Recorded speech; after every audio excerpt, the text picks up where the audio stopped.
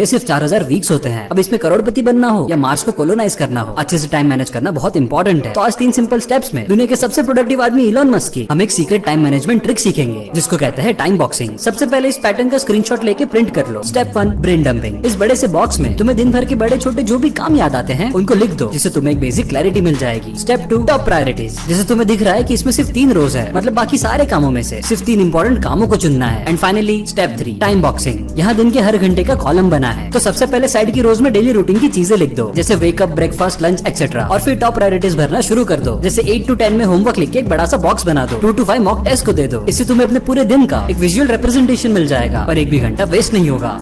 On an average हम सबके पास जीने के लिए सिर्फ 4000 वीक्स होते हैं। अब इसमें करोड़पति बनना हो या मार्स को कोलोनाइज करना हो, अच्छे से टाइम मैनेज। क्या आपको पता है भगवान श्री कृष्ण ने मरने से पहले आखिरी शब्द क्या कहे थे?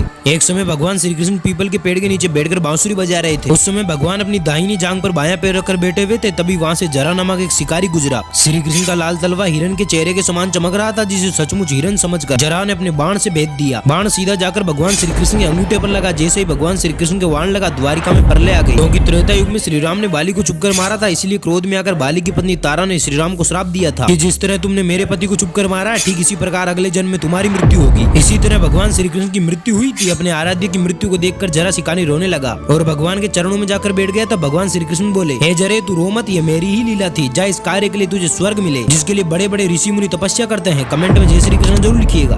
क्या आपको अच्छा, इतना हंस रहे हैं उस नौजवान पे, इंडियन नौजवान पे, तो वो नौजवान शांति से बैठा, आंख बंद करके मुस्कुराता रहा और लोग उसका मजाक उड़ाए, अंग्रेजी में बोले। लोगों को लगा इसको अंग्रेजी नहीं आती। अचानक उसकी आंख खुली, ट्रेन रोको।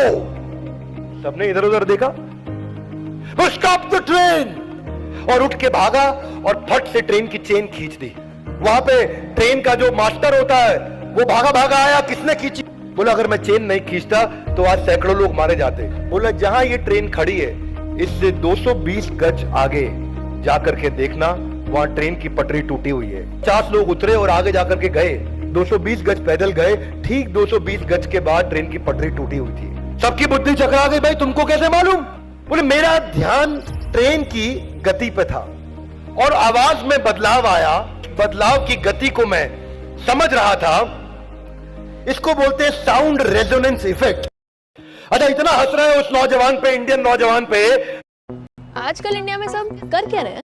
एक बार गौतम बुद्ध किसी गांव में गए। वहाँ पर एक वैश्या स्त्री ने उनसे कहा कि आप तो किसी राजकुमार की तरह दिखते हैं, आपने युवा अवस्था में ही गेरुआ वस्त्र क्यों धारण कर लिया? तब गौतम बुद्ध ने उत्तर दिया कि मैंने 3 प्रश्नों के उत्तर खोजने के लिए संन्यास लिया है। बुद्ध ने आगे कहा कि हमारा शरीर युवा और आकर्षक है, लेकिन एक दिन ये बूढ़ा होगा और बीमार भी होगा और एक दिन मृत्यु को प्राप्त हो जाएगा। मुझे बुढ़ापे, बीमारी और मृत्यु के कारणों का ज्ञान प्राप्त करना है। महात्मा बुद्ध की बात सुनकर वो स्त्री बहुत ही प्रभावित हुई और उसने बुद्ध को भोजन पर आमंत्रित किया। जैसे ही यह बात गाँव के लोगों को पता चली तो सबने गौतम बुद्ध से कहा कि वे उस स्त्री के घर पर ना जाए, क्योंकि वह स्त्री चरित्रहीन है। तभी गौतम बुद्ध जी ने गांव के सरपंच से पूछा कि क्या यह बात सही है? तो सरपंच ने गांव के लोगों के बातों पर सहमति जताई। तब बुद्ध ने सरपंच के एक हाथ पकड़ लिए और बोले कि आप ताली बजाकर दिखाओ। तब सरपंच ने कहा कि ये तो असंभव है, एक हाथ से ताली बज ही नहीं सकती। गौतम बुद्ध ने कहा ठीक इसी प्रकार से कोई भी स्त्री अकेले चरित्रहीन नहीं हो सकती। यदि इस गाँव के पुरुष चरित्रहीन नहीं होते तो वो स्त्री भी चरित्रहीन नहीं होती। दोस्तों, वीडियो पसंद आई हो तो वीडियो को एक लाइक जरूर करिए।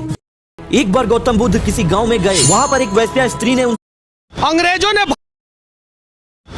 ने भारत में एक ऐतिहासिक और मजबूत पुल हावड़ा ब्रिज बनाया था और भारत के कुछ लोग जो हैं वो गुटखा छाप।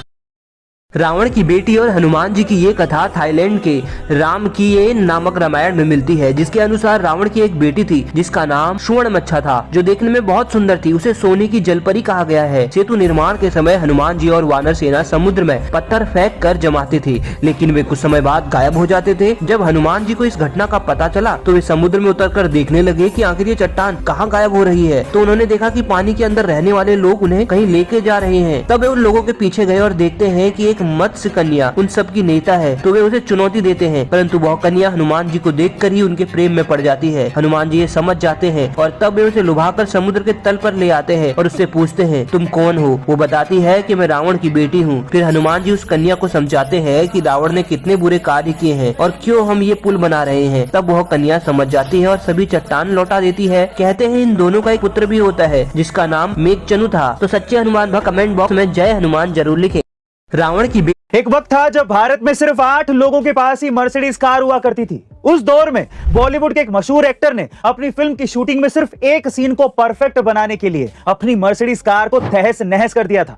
कौन था वो एक्टर, चलिए जानते हैं, लेकिन उससे पहले हमारे A2 मोटिवेशन चैनल को सब्सक्राइब जरूर कर लीजिएगा, बहुत काम आएगा। वो एक्टर जिसने एक सीन की शूट के लिए अपनी मर्सिडीज कार तोड़ दी, उस एक्टर का नाम था फिरोज खान। दरअसल उनकी कुर्बानी फिल्म की शूटिंग के दौरान एक सीन शूट करने के लिए उन्होंने अपनी मर्सिडीज कार की ही कुर्बानी दे दी।